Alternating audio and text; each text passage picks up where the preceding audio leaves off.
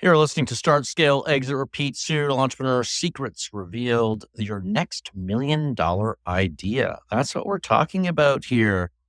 We're going to go in deep and try to figure out how to come up with that idea. What are some of the ingredients that others have come up with, that others here, maybe in their live audience, have come up with, who've talked about um, their idea and what they've done to come up with that idea. Individuals like Marsha Reese, who did sidewalk chalk and sold through Walmart and did so incredibly well. That's what we're talking about today. It's all about starting, scaling, exiting, repeating, cracking that formula and figuring out what it is that serial entrepreneurs do over and go over again. Serial entrepreneurs like Michelle Van Tilburg, my co-host. Uh, and Michelle, you've been running multiple companies. You've had a lot of opportunity to get in deep and try to figure out ideas. I mean, I think every single week you're talking about a new product at paw.com or Meowingtons. You've got to come up with that next $1 million idea, the next invention. And I know today we're working on one which is absolutely freaking crazy. It's very cool. And Michelle, I was just curious from your perspective, coming up with the next $1 million idea, how hard is it? I think it's very hard. And there's so many lessons, Colin, that, I feel like I've learned along the way. Because for me personally, I'm a very kind of analytical person. If I just sit there and I'm like, oh God, how do I come up with this next $1 million idea? Like I can't think, I can't do it. So, I like to think of it as how do you improve on things and solve ideas? Because gosh, just sitting there trying to pull a next idea out of your, brain is extremely difficult, Colin. Well, I think we're lucky today because we have you, and we're going to try to unpack what it takes to create $1 million idea. At paw.com, they've launched five, six, seven, eight products that have more than $1 million in revenue. And coming up with those ideas and the failures you've had along the way and all the things you need to do to iterate, to create, to make. That's what we're talking about today on the show. If you're listening to this in podcast, you may not know this, but we're actually a live show on Clubhouse, on Startup Club, and you can come over and join us on stage and not just listen to us in podcast and actually actually talk with us. You can ask questions, you can share your expertise. We love those who are in the audience or those of our listeners who can come on stage and share their expertise in any of the topics that we bring up. That's what Clubhouse is about. That's what Startup Club is about. It's all about sharing and giving back. So if you're in the audience, please raise your hand. We'd love to hear from you. Love to have questions from you, and also love for you to share with us your $1 million idea. How did you come up with it? Go back to the early stages. Go back to the beginning, the very, very beginning when you came up with that idea. In the book, Start, Scale, Exit, Repeat, our very first chapter is devoted to this topic, coming up with the first idea. That's it. It's the idea to start a business that takes off. Because that's where it all starts. It starts with an idea. And then obviously you've got to add on the people. You got to get the financing and you got to put the right systems in place. Ideas are everywhere. In fact, in today's world with I can't tell you how it's like a kid in a candy store again, Michelle, like with all the ideas that are popping up. 2 nights ago, I was with a good friend of mine, former CEO of one of my companies, and he was like talking about how he wanted to launch another AI company. And just like we're just, he says, he goes, we're at the very beginning. We're at the very beginning, as if it was 1995 again. No, you're not too late for AI. Jeff Bezos launched Amazon in 1996, 3 years after the World Wide Web launched. Mark Zuckerberg launched social media in 2006. The app revolution happened in 2010. Yeah, you might be a little bit late right now if you're trying to launch an app, but you're not too late if you want to launch AI concepts. And there are many paradigm shifts that are occurring globally all over the place. Everything from self-driving to to AI and gene editing. I mean, there's just so much opportunity that exists. Even Airbnb.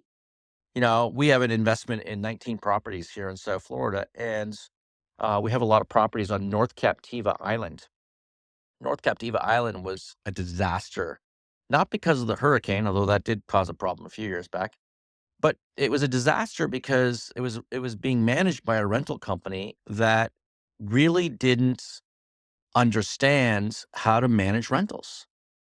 And it took Airbnb to come in and people to use Airbnb, and now it's incredible. The return on investment's incredible. The experience that people get booking is incredible. The ratings are absolutely critical because you live and die by your ratings on every freaking business you ever do. And that's there too. But today I don't want to digress. We're talking about the next $1 million idea. And I want to hear from you. If you're in the audience, please raise your hand. Come join us on stage and tell us how you came up with the next $1 million idea. Now, Michelle, I'm going to really pick on you again this week because you're in the heart of it. You're at the point where you've got, I don't know, dozens of products. You've got massive distribution. You got a great brand, paw.com. Your company's been on Inc. 5,000 4 years in a row as one of the fastest growing companies in America. And you have hit it. Can you start by telling me about some of your products that you've launched that have failed? Let's start with failure. Let's learn from the failure and then let's go into the successes. Michelle. Yeah, I'm here. I'm here. Yeah. So here's the thing, right? It's like, as you know, I'm very much into testing things. Like, yeah, maybe it's part of my nervous or, analytical self, but it's like oftentimes we're so sure that it's the perfect idea and no one's listening to us. And if only they would, or whatever, we had more money, whatever it is, we could be successful. So, what we've learned to do, because we've all made this mistakes, is that we're very big into having our idea and we want everybody's idea. And then we test it, Colin. We do a minimum run, whatever it is, 500 units. And by the way, that might take 2 years. Like we have the product we're working on right now that I can't discuss, but we've been working on it, as you know, Colin, for over 2 years. Okay. And we're still like trying to make improvements on it. And even then, even though we're like so excited about it and we're so like talking to, our vendors, etc. By the way, that's one big thing. Talk to your vendors, talk to your distributors, your channel supply, your customers. You have to do that.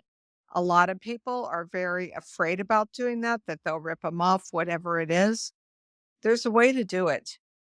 And you need that feedback. You're most likely are falling in love with your product and you need to just like step back and make sure that you're making that the prettiest or the, most functional in our case, both aesthetically and functional as possible.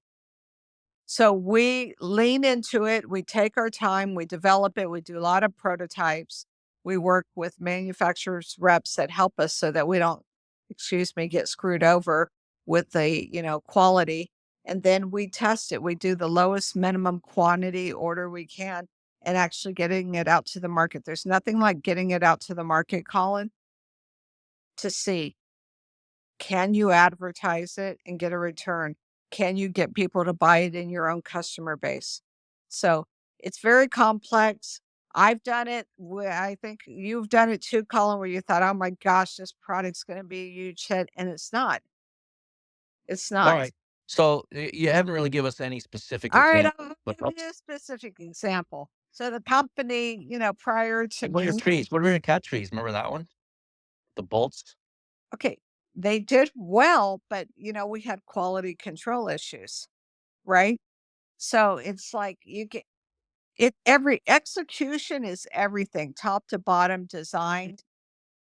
And, for us, we made the mistake, we trusted our manufacturer and our manufacturer's reps and did not get enough in-person inspections, which is very difficult and it's very costly, right, to go to China and look at things coming off the production line. And in my case, they actually changed it after, they had committed to a prototype and then they changed it and it was devastating, absolutely devastating. This is an expensive product to produce. It was a very high-end, heavy cat tree, okay, for kitty cats, right, to climb up and down wood, very beautiful looking. My gosh, they changed one thing on it, which was maybe it was 2 things actually. The depth of some holes for screws and then the quality of screws, and it was devastating, Colin. I lost that whole production run, which was hundreds of thousands of dollars, was literally trash.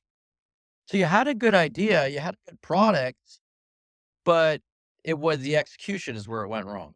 Yeah, All right. So right. let's We talk didn't have about 2A people. Yeah. let's talk about 6 years ago when you and I went to China and we walked into a vendor, and at that vendor, we were able to identify some products, and we saw that they had a car seat product that seemed to be fairly popular in the UK that they were manufacturing. It looked like shit pretty much, though, it was not very good. And you and I, we were working on it and we're looking at it and we're saying, "Look," and we found this other cloth and we're like, "What if we use this cloth? What if we added memory foam? What if we made it waterproof? What if I we made didn't it get de—" that. Could you try again? Oh my gosh, it's amazing. I never said Siri. Indeed. I think you have Siri. She Did I wants to say get in on Siri? the Hey, Siri, are you still listening? conversation. Hey, Siri off. Hey, Siri off. Okay, so all right, we're having technical difficulties here. Um, but Siri's still on. Michelle, can you cover me here? I'm just gonna mute. Yes.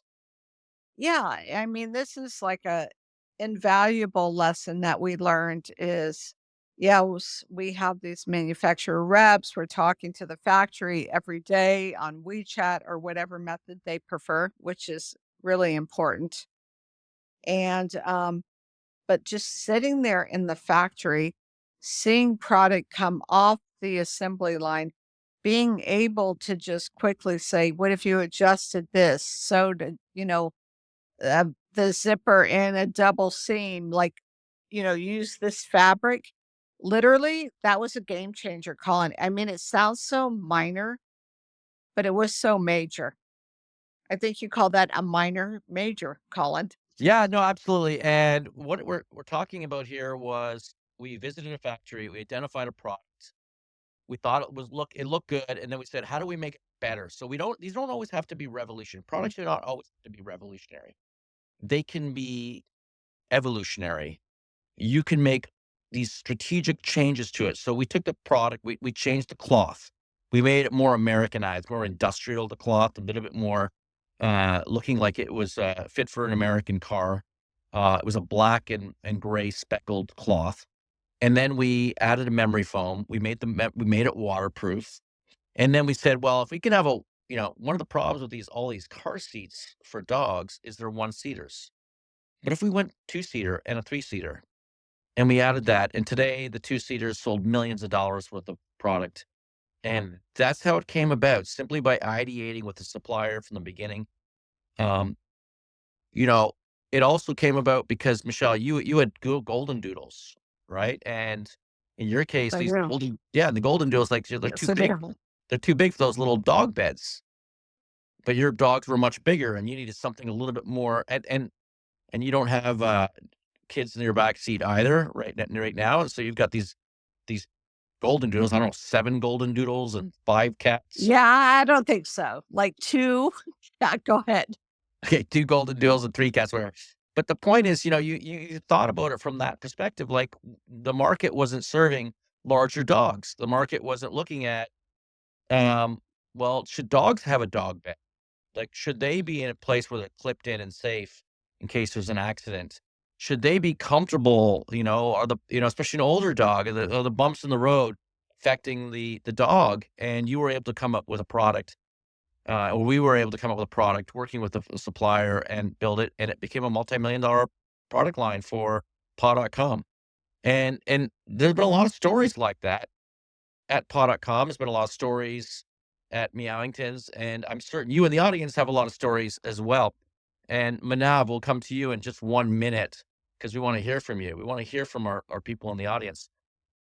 But you're trying to think about this $1 million idea. The book Start, Scale, Exit, Repeat. This book came out, let me tell you, this book came out last October. It sold 25,000 copies. It's been a number one bestseller on Amazon, 13 categories. And it starts, the very first chapter starts with ideas are everywhere. Ideas are everywhere. And when you're in the thick of it, you can come up with those ideas. Like if you're working at it in an industry, you're at a job. And by the way, I tell people, you want to start a business, go get a job.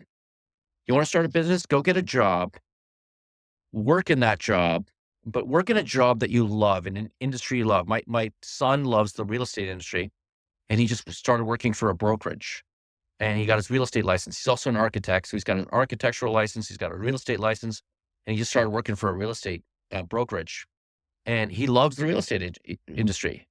And he's starting to see opportunities, and one of the opportunities he saw in Toronto was pre-construction. So we got together and we said, "Okay, let's launch." He wanted to launch a website called, and we sat down in our incubator at Startup Club, and Michelle was there, Mimi was there, Kyle. I think you were there too. And we had a number of us, and we're brainstorming. What were the top keywords that people would want to search for in Toronto if they're looking for pre-construction condos? And we ended up landing on Toronto pre-construction. We bought the domain name, by the way, relatively cheap, like $2,800 for torontopreconstruction.com. He's launched the website. He's now launching it. He's getting it out there. He's got to have a good conversion rate because he's got a good brand, good name. And that's his $1 million idea. That's what he's launching. That's what he's getting out there. He's 24 years old and he's trying to make it happen. And, that's what we do. We try to figure out ideas to solve problems in the marketplace. In the case of Toronto pre-construction, he's trying to figure out how he can make it easy for new buyers to get information so that they can buy a Toronto pre-construction that works for them. And then, of course, you got to do all the other ideas. Like in chapter 2 of the book, we call ideas to action. So in chapter 2, you're going to take this idea, and in fact, in the workbook that we just came out with, the workbook that just launched on Amazon, and right now it's at $6.99. It's supposed to be at $14.99. Mimi's moving the price up today, but I don't know if you can get it for $6.99. But it's a physical book, and you work through all these exercises that come from the actual book, from the Start, Scale, Exit, Repeat. And through that, you can help figure out your ideas. What's interesting, I think it's the very first workbook to ever have startup GPTs. So we have GPTs attached to each exercise. What do I mean by that? So when you fill out the exercise with your pen and paper, you're filling it out, and you can actually um, QR code with a QR code or with a domain name, you can go directly to a website or part of an exercise that pulls from ChatGPT. So for instance, we have an exercise based on company values. You can go to companyvaluesai.com. You can search the QR code. It goes directly to that, creates 4 to 6 value statements for your company. And then it has some fun stuff too, like it compares you with other companies. If we're able to, are we able to get we had one for ideageneratorAI.com. If you can put that on the screen up on the link, I know we got startup.club right there, Mimi, but if we can post the ideageneratorAI.com, I believe that's the URL. Correct me if I'm wrong. I know I'm doing this all by memory here. Sorry. But if we can post that one as well, there we go. It's ideageneratorAI.com. Ideas are everywhere. You click on that, and the GPT will actually help you create or come up with your next $1 million idea. And I mean, it's crazy. It's like to think that you can use AI to help you come up with your next $1 million idea. Has nothing to do with AI, by the way. Nothing to do at all with AI. But ideageneratorAI.com, you can go to that and you can help you come up with your next $1 million idea. So I recommend you type that in. Here we are. We're talking about these car seats. We've we're also working on products um, that will revolutionize the industry. And we're coming in from a totally different perspective at paw.com. We really are reinventing the products. We're figuring out what dogs need, what customers need. We figured out early on that a hole in the market for dog beds was that they're pretty ugly for the most part, and they're not washable, very easily washable. They're pretty cheap and you throw them out after a year or two. So we created dog beds, memory foam waterproof dog beds that you can reuse, you can wash, and they look beautiful in the home. They're like memory foam rugs. And it's a new category. We pioneered it and we sold, I think now we sold probably about $200 million worth of product over the last of the last 7 or 8 years. And it's been amazing. Michelle, tell us one other product that just from ideation to $1 million. Give us another example, and then we'll move to the All to right, menopause yeah. now. I'm here. I'm here. All right. So this, for me, I'm very hot on things that are, to Colin's point, an evolution, but are also eco-friendly. Now, this is not something that I've done yet, but it's something that I'm very hot on. But I want to do it in terms of evolving our current product line. I really believe that we could do things that are more eco-friendly and, whatever, organic and also healthy for the dogs. And we're into, the bedding, as we just said. So I do believe that there's innovative fabrics. We actually are doing a new line that we just introduced this summer that's cooling, that's already proving to be, $1 million idea. And it is, very much leaning into, what do people want? But also for us, it also has to be quality and very functional. Because you can't just rely on people to tell you things. You do have to be very forward looking and very curious yourself as well, Colin. No, I agree. I totally agree. And it really is using a little bit of that entrepreneurial instinct, and you combine that with solving a need in the marketplace, solving a bottleneck. All right, we have some guests on stage here, and we'd love to hear from you. If you're in the audience and you came up with $1 million idea, we've told you a couple ideas already that we came up with that hit $1 million in profit, revenue, whatever you call it. It really took off. And it's really not that hard to do. You just have to really try to think about those problems and solve the problems in the marketplace, solve the bottlenecks. Manav, you're on stage. Oh, Michelle, before we Yeah, I was going to say Manav. I'm gonna give Glenn Hello a break everyone. here. Like, tell us, like, let's be very deliberate here. We want to know what the product is that you're trying to solve. I'm sorry, Mm-hmm. the product Yeah, and the problem. Like, just sure, hit, sure. yeah, just tell us straight up what it is that you're trying to solve and what your experiences has been. Okay, so hello everyone. I'm Manav. I'm working in an AI domain, especially large language models. Like you all are seeing in ChatGPT, those are generative pre-trained transformers. So I'm the engineer who make that kind of stuff. So coming back to what I have been building from past 6 months and to a stage where I have a MVP. So for a little back contrast, currently I'm working in a medical company, a B2B medical company called Innovator, and we solve hospital softwares as a company. And recently I come up with a problem. The problem is even if we have the highest level of AI integrated to every single bit of our technology, we are still not enabled in many ways. Let's suppose you went on a hiking trip and you don't have internet and you need something very urgent. It's an emergency or it's a medical emergency. It's something around survival. Let's suppose you want gone on a bike trip and your bike tore off. You don't know what to do. You got a gunshot. You need the remedy right there. And so for this, like I used to create CDSS, clinical decision system. So for simple language, it's what AI tells when you had some medical emergency or medical situation based on your symptoms. What should be your next best step? And doctors look into this CDS system and provide you the medication. That's how it works.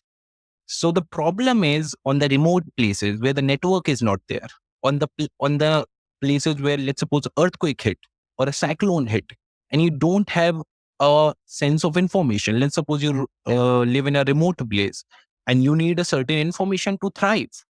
That's a big problem. And and for example, I mean, starting what my product is, I created Pluto. It's a name of a product, and what it is, it's a large language model which answers you everything. Let's understand. Let's suppose you are somehow get trapped into a lift.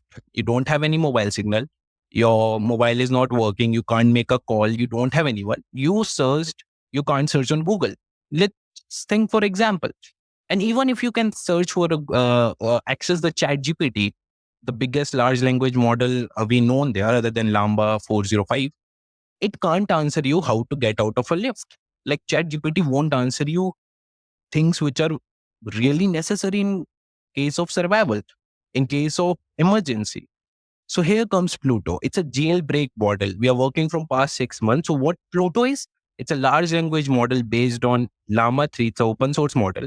And it is being fine tuned by LoRa adopters on survival, medical, and emergency data.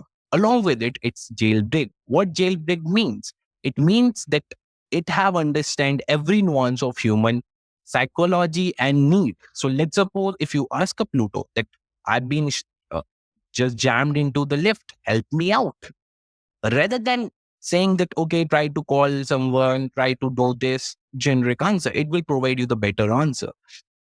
On the contrary, on the survival phase, let's suppose you ask about, I got a gunshot. What should I do next? I don't have any doctor nearby. It's middle of a night. Pluto will answer you, okay, just shove the shirt into your wound. It won't bleed. So basically, it's a jailbreak model. It will answer anything to everything.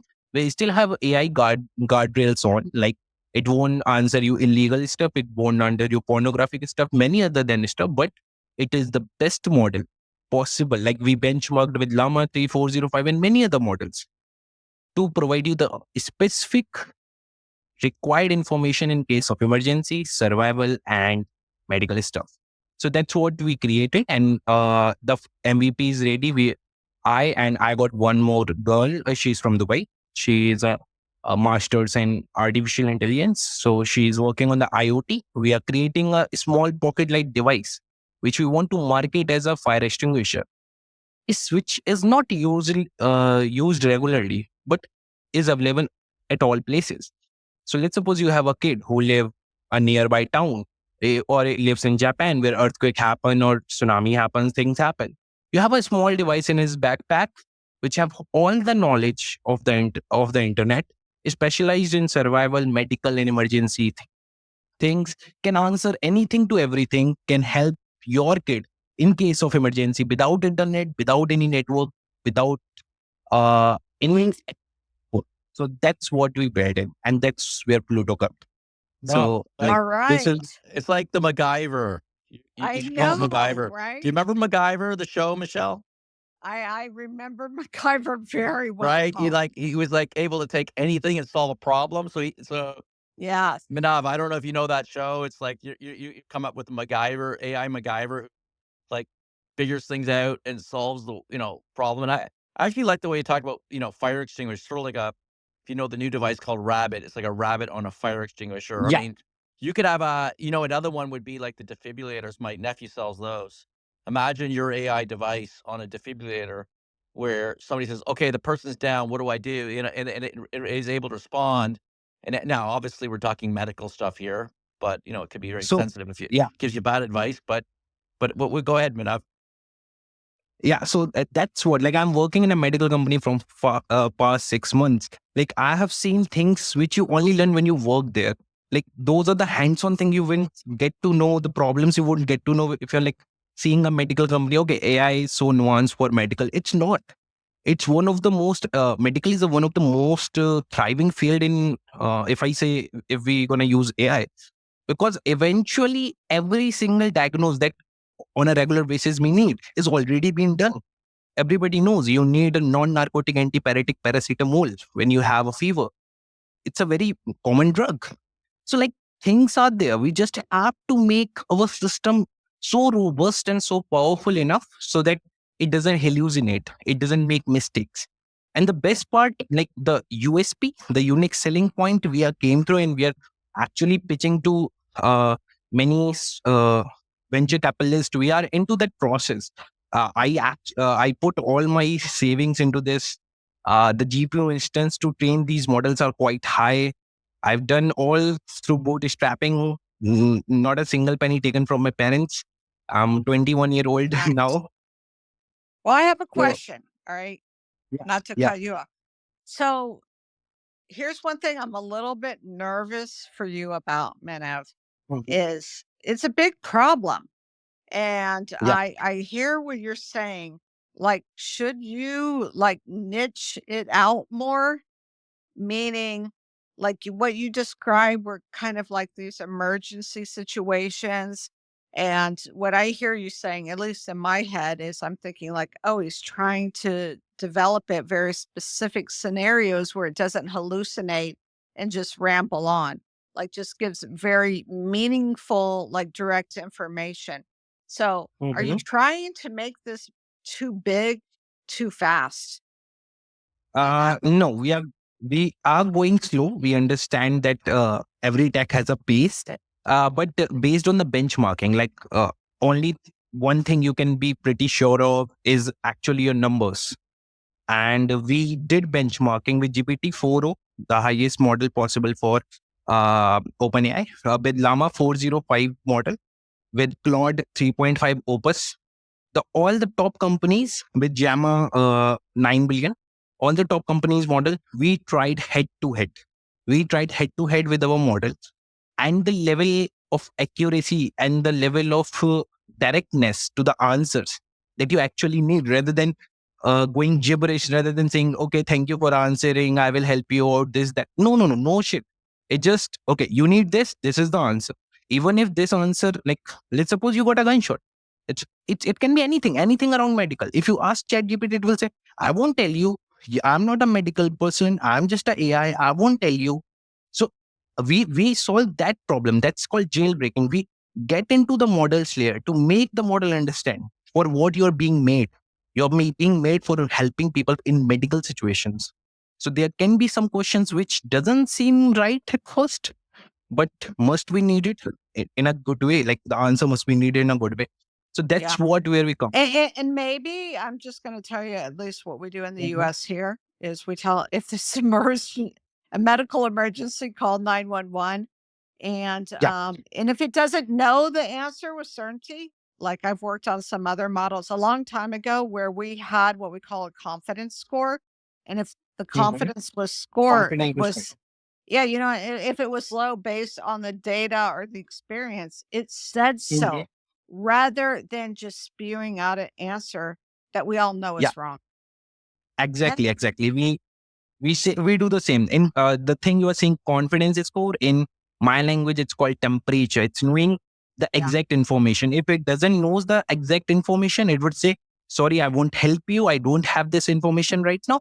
But here are the nearest thing I can find around this problem that you okay, can have a look. okay. All right, this is awesome. I absolutely love this. And Colin, like what Manav is saying is like he is trying to develop for a niche. And I think that's part of what you were suggesting to us. Like think of an exact problem and build around it. But I want to get on Manav too. We have two more people on the stage. We have Sure. Raj and Peter, and then we'll have an open discussion. But let's get to Raj. Raj, what's on your mind? What are you doing? Like, what is your next $1 million idea? How do we do it, Raj? Are you there? You're on mute. All right, let's go to Peter because we want to keep this moving here. Peter, thank you for coming on stage. And, we're having that open, transparent conversation here.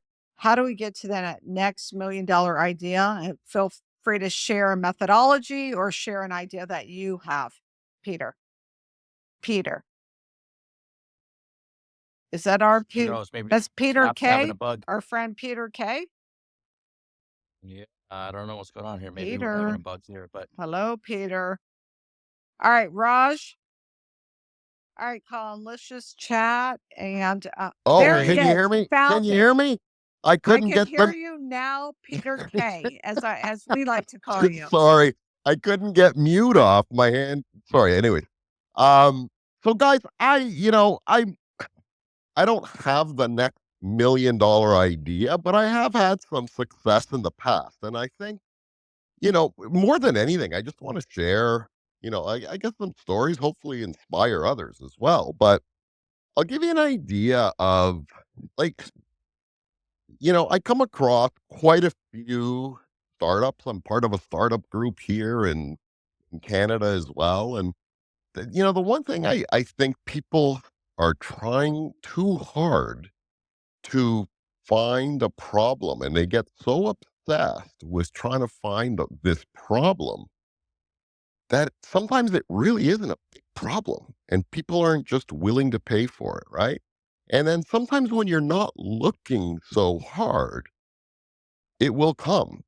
And here, I'll give you an example. So I started long, long time ago. I started a liquidations company and bootstrapped it, my own money, every penny counted. And back then, I needed a phone system, right? And if you called a company, you needed an IVR, right? If you wanted to be a big company and look big, you needed to have that IVR with the press one for sales, press two for accounting. Even though everything routed basically to me, I I needed to have that for validation when anybody called me. So I'm looking around, and back then these phone systems were called Nortel, and you could get one for a small business. It cost you a couple of $1,000, and it gave you 2 lines in and I don't know 10 extensions or something like that. But every penny counted. So I'm on eBay trying to find a used one. I come across a used one for $99, and there's a ton of them out there for $99. Um, Bought it. It arrived, but little did I know, I shouldn't say little did I know. It said in the ad, missing the power supply. And I thought, okay, big deal, power supply. Well, sure enough, it's a proprietary power supply, and it was going to cost me $1,200 just to buy the power supply from Nortel. So I decided there has to be a power supply. So I found someone in China who did power supplies. He said, ship it out to me, and we'll see what we can do. So I sent them the unit, and sure enough, a couple of weeks later, he contacts me, says, look, we got you a power supply, and it's going to cost you $100 or something like that. Wow, great. Okay, I've got a phone system. I could have just stopped there and moved on. But then all of a sudden, I started thinking, wow, okay, so there's a lot of these phone systems that don't have power supply. And it turns out that they didn't, basically anytime there was a power surge, if they weren't on a power surge protector, the power supply would blow. And there was demand for these small little units. So I ended up striking a deal with them and ended up buying, a couple of thousand actually of them. And that, to be quite frank, helped me to fund my main business. But it was just, it's just kind of, I want to say right place at the right time, but how many others, you know, have potentially done something like that and not actually looked at, wow, I actually could make money off of this instead of just solving your own problem. Does that make sense? No, I think, what I like about what you brought up, Manav and Peter, is that you're all about figuring out, like, you're in the middle of it. You're out working in a company, you're being exposed to it. And that makes a difference. That makes a Yeah, huge difference because when you're sitting at home watching Netflix, your ideas are a little bit limited. they When you're are. out there in the real world and you're actually fighting the fight, and you're working for a company or you're doing something, in your case, trying to find cheap power supplies, whatever it is, like you're saying, okay, it worked for me. How can I make it work for everyone else? You can Exactly. you can identify those problems. And that's where the $1 million idea comes from. That's where when you start with just simply figuring out one idea that you're going to solve a problem you have, and you're thinking, well, could other people have that problem? Yeah, Right? It's with a company this week, Pensilla. The founder, of the company I invested in, Michelle invested in too, actually, and it's one of the companies in our incubator. And that company, the gentleman had run e-commerce companies for 15 years and realized that it was just very hard and expensive to launch an e-commerce company as a solopreneur and be able to do all the social media posts and all the components. So he built an AI platform to do that, for $49 or $99 a month, whatever it is. I don't know what the price is, but it's something like that. And that's it. Like, you can identify in your own worlds yeah, problems and then bring that to others. I think that's brilliant. yeah. No, well said, Colin. And that's it. I just, wanted to share because Yeah. I've seen, I lately, especially the tech space is so crowded. Everybody's trying to find a problem to solve. And a lot of the problems, like I'm seeing guys who are coming to, our tech startup here in Toronto. And, I honestly will tell them, like, I personally don't see how you're going to monetize this or where the demand is. Like some of the demands are just so niche and Right. too hard to monetize. People won't pay for some of this stuff, right? Anyhow, that's me, and I'll go back on mute. No, and it's just, I think that's a very good explanation of how you can tap into something. And you know what, Peter, I think you'll agree with this. And I know you personally, you're very entrepreneur and you do a lot of different things. Is it takes a lot of them, right? A lot of these ideas. So you have to be able to move quickly, evaluate it quickly, and decide if it's something worth putting your own money into, quite frankly, right? Instead of Yeah, just like spinning your wheels and getting upset, right? that's the key. So many people are falling in love with one idea or one product. And I don't know, at least for me, it's always try 10. And if one ends up, making you that million or more, then, you've done well. And that, even for VCs, that's the model, right? They don't put all their eggs in one basket. And I don't know, as an entrepreneur, it's just, you really be you really need to do a lot of research and test the market, understand pricing, who's going to pay for it before you just start throwing a ton of money at it, right? Exactly. All right. Well, we're going to come back and do some roundtables here, but let's move on to Bill. Bill, you just joined us here on the stage. What can you tell us about an idea, like how you vet ideas, how you find ideas to make your next million, Bill? Well, I've been in a medical research arena in biotech for like 40, 50 years. And so I've been involved in a lot of the big blockbusters that have been made. But I, I, I run my own company now. It's a biotech research company in Reno, Nevada called Sierra Sciences. And I'm very focused on what I call trying to cure the aging process, developing both pharmaceuticals, nutraceuticals, and gene therapies to do that. And so I keep pretty busy. But in the meantime, I've come up with a lot of ideas that, I'd love to just license to anybody practically for nothing, and just so that they could take these and turn them into companies and market them, and I'd be asking for very little, like royalties or something like that from products. But it just bothers me that some of these things aren't being done. And I was National Inventor of the Year for my cancer research in the 1990s. I know a lot about cancer, and I've actually have drugs in clinical studies now that are uh, doing well and stuff. But I do have a lot of ideas, like for instance, in the cancer arena, uh, ways of diagnosing cancer and treating cancer, but I'm too busy. I'm too busy with my own research on aging.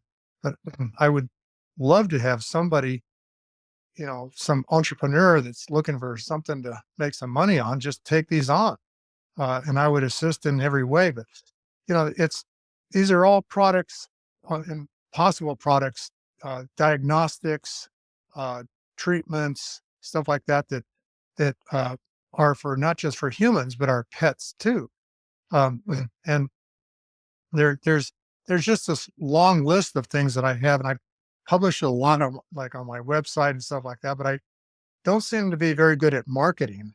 I just got a text from Dr. Livingston who just said, "Bill, you should join this." I've never been involved in Clubhouse or anything like that, so I just uh, signed up, got the app, and just joined the room, and just thought, "Oh shoot, I'd love to talk about it." But let me just quickly say that I'm one of the inventors of human growth hormone.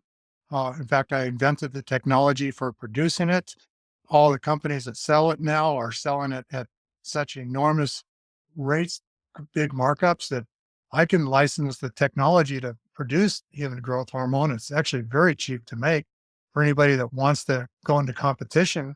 And if they sold it at like a tenth of the price that the other big companies are selling, they'd still make millions of dollars profit. So Bill, I have, Bill, I have Bill, this is Peter. You've sold me. I'll take all your ideas. okay, well, just I thought I'd speak up first because this to me yeah, sounds excellent. I'd love to actually chat. I do have some uh nothing necessarily in the medical space, but I've got some pretty good connections in Cleveland Clinic and a couple of other places. So anyways, well, I know a lot of people at Cleveland Clinic, like especially Caldwell Esselstyn, who's actually retired from there.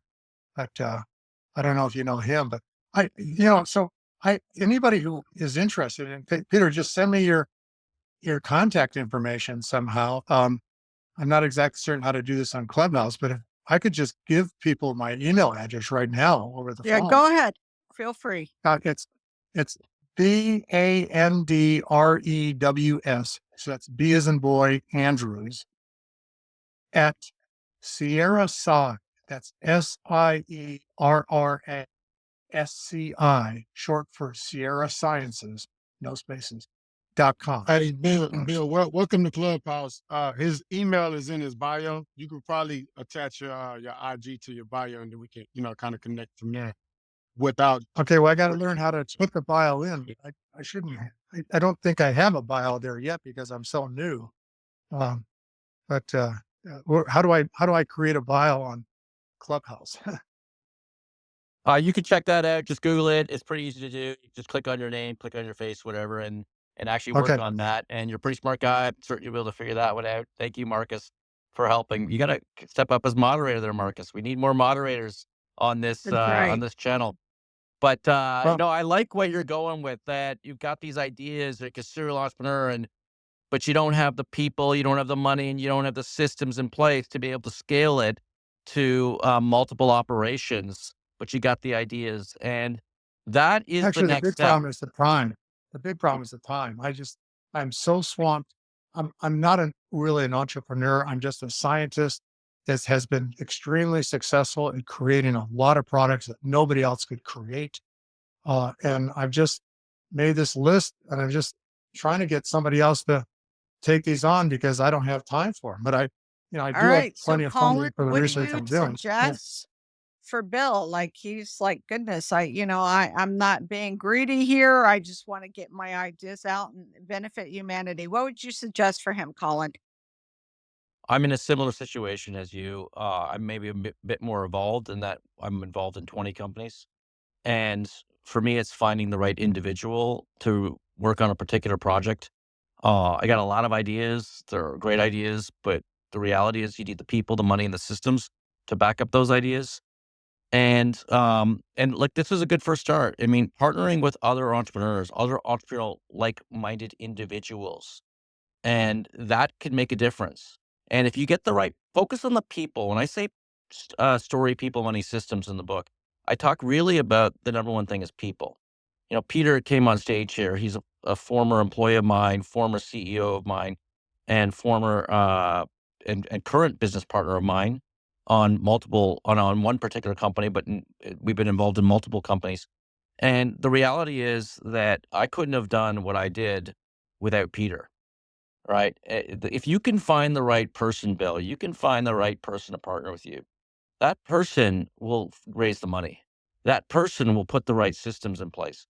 That person will scale the company, make you a hell of a lot of money while you're sleeping at night, not getting up at 3 o'clock in the morning, unlike the individual who you partner with, who will be getting up at 3 o'clock every morning. That's what we're talking about here is if you can, and that's the book, that's the whole premise of the book, start, scale, exit, repeat, right? It's all about being able to start, scale, exit, take some money off the table, repeat. And if you can find the right individual, all of the rest stuff can fall in place. I know you took a phone call there, Bill, so you missed this, but you could pick it up again on podcast. Marcus, thank you for coming on the show. So, Bill, you just missed it, but I gave you some bit of an answer, but you can pick it up again on podcast. We're going to move on to Marcus right now. Marcus, thank you for joining us on stage. Would love to hear from you. Yeah. Your next $1 million idea, serial entrepreneur. So, I love the conversation. I love all the Bill's ideas too. I was writing them all down. So, I think the goal right now is to sell something that's in everybody's house that everybody needs, not once, but for the rest of their lives, and not just one person on the family tree, but everybody. And so, when you find that product, you can either sell that product to everybody in every household, or when you find that service, you can provide that service to every person or a business or a brand. I like what you were saying earlier, like anything that's working for you, the solutions, everybody needs those solutions. So once you become an expert or, proficient at that solution, you can charge everybody else for it. So I call it new collar workers. Like we got blue collar, white collar. I call it new collar. So a lot of people, they be like, I want to go to school and learn a trade.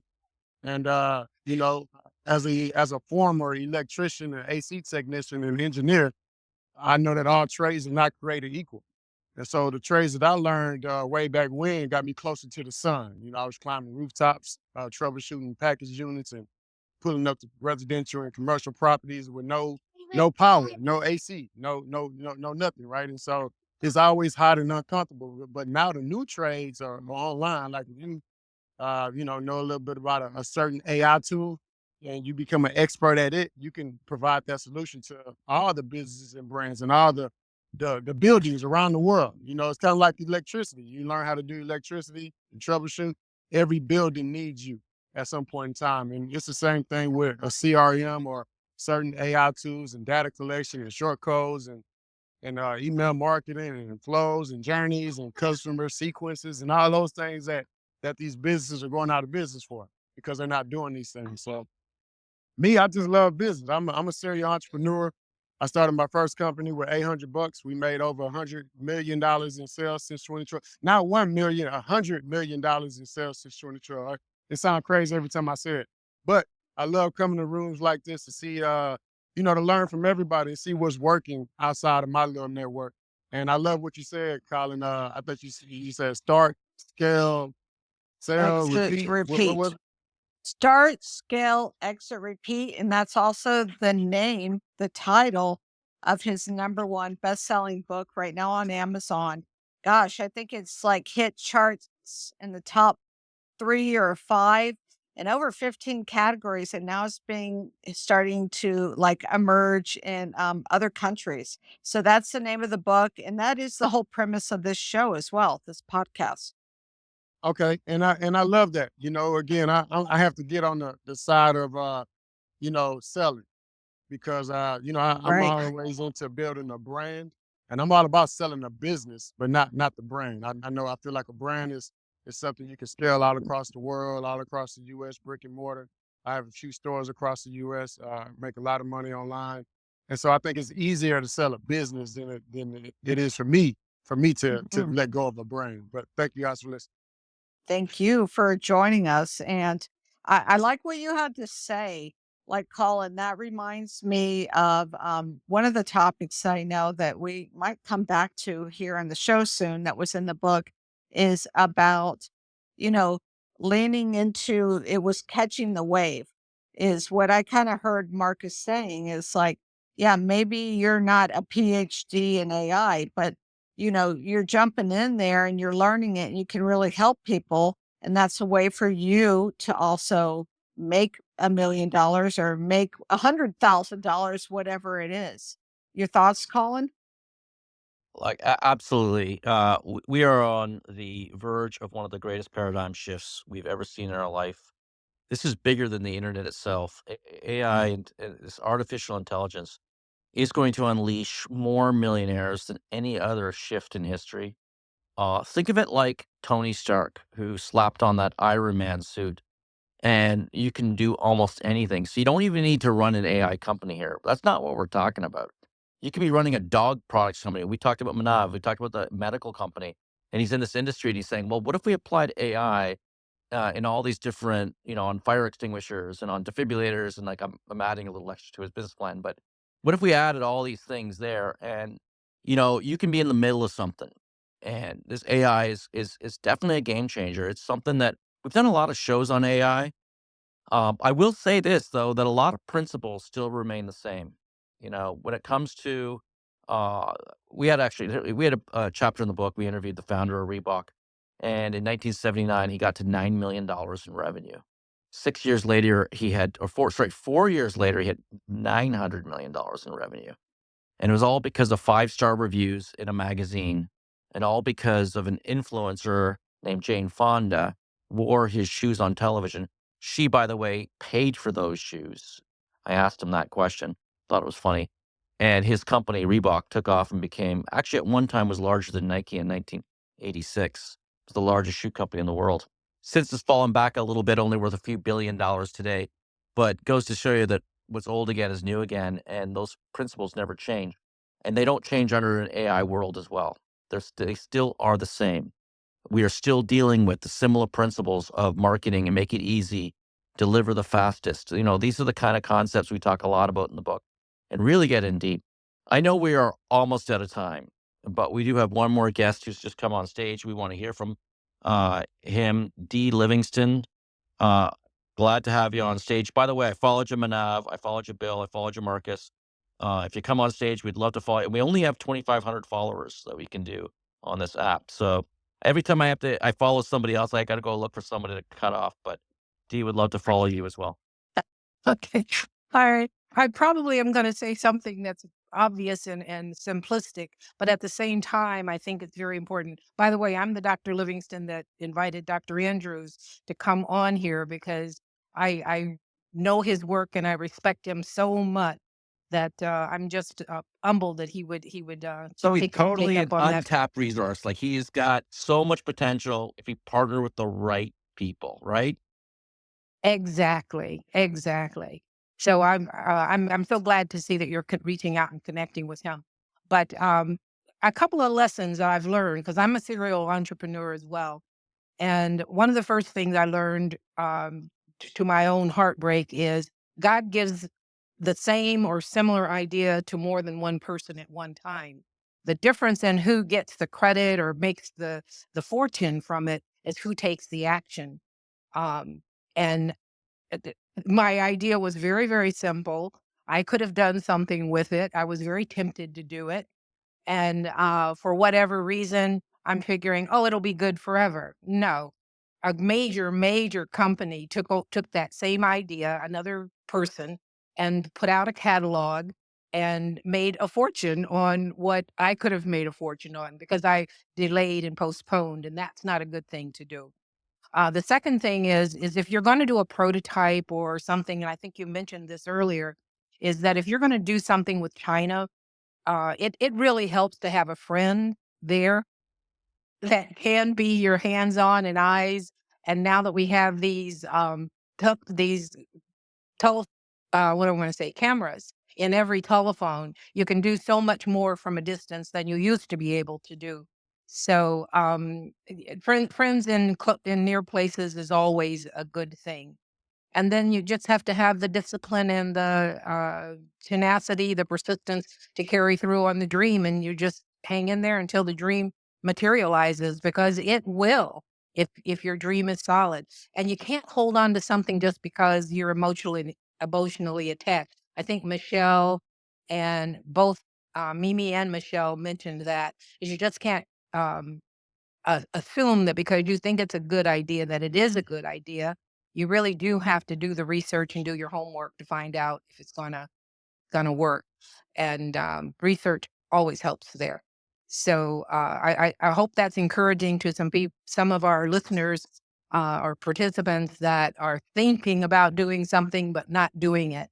Jump on the research, get the stuff done, do the deal. So that's Yeah, and I all I just wanted wanna to. add something to that research. I actually was talking to somebody in the UK, a friend who's doing big medical research studies, Mhm. and where people often mess up is they think, "Oh my god, I have to have this," let's just say 5,000 participant research project that's medically vetted. No, that's not the way it works. You start with the small group. Is the premise proven? And you grow from there. You don't just jump to I'm building, an FDA, research project or whatever it is.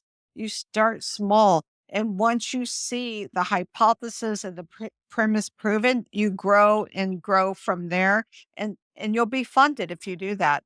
But if you go and waste $100,000 on a market research test of something that you could have spent whatever, maybe $100 on, that's a bad mistake. So everything in moderation, right?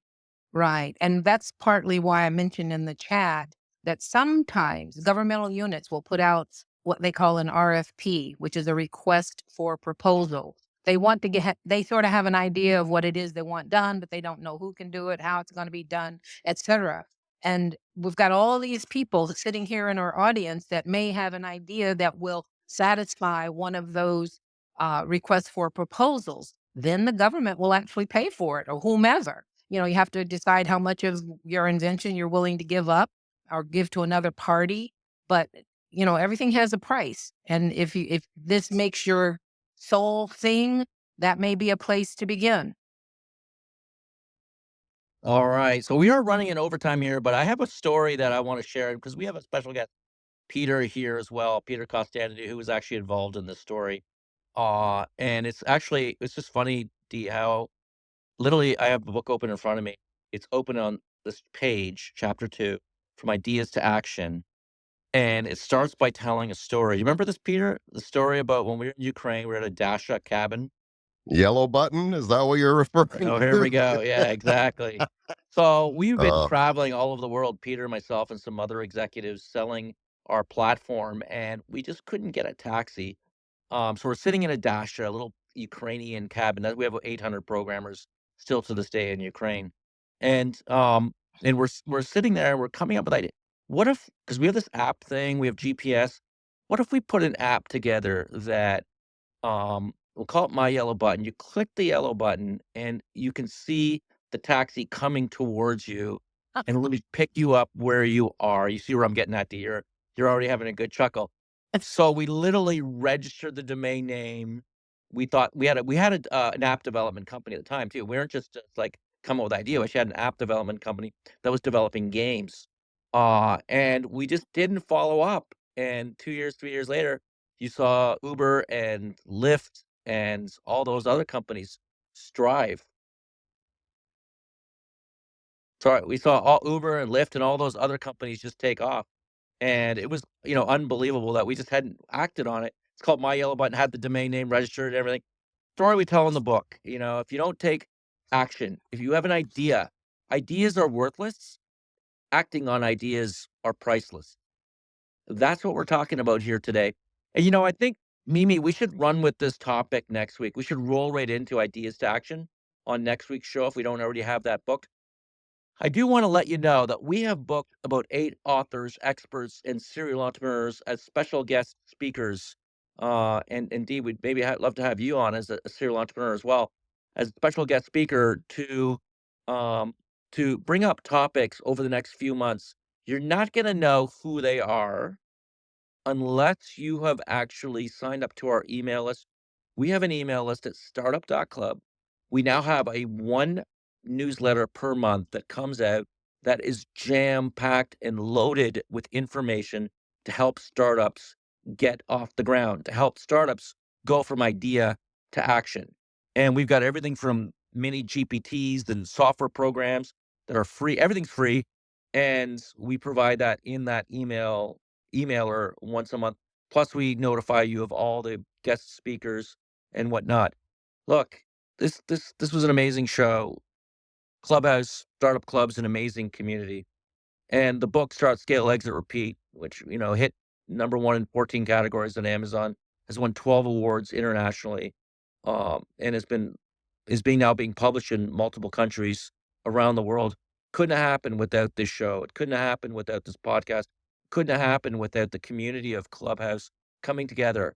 We interviewed over 200 people for the book, and we've got a number of serial entrepreneurs, celebrities, and authors who have been interviewed in this book. And it really couldn't have come about without this community. And again, we proved it today that this is better than a podcast. This is more about all of us coming together and talking about one particular topic and sharing that information with each other and coming up with a great program. Thank you very much for listening. We do this every Friday, 2 o'clock Eastern. All right, you're kind of dropping out there, Colin, but I'll just finish it off for you. We do Come this join us. every Friday Yeah, come join us on Friday. Right, Michelle? at 2 p.m. I'm going to say, I know Clubhouse isn't popular, but I love these. I love these sessions. I love these. It's amazing. And it's because of all the members. Thank you so much. Everyone have an amazing weekend.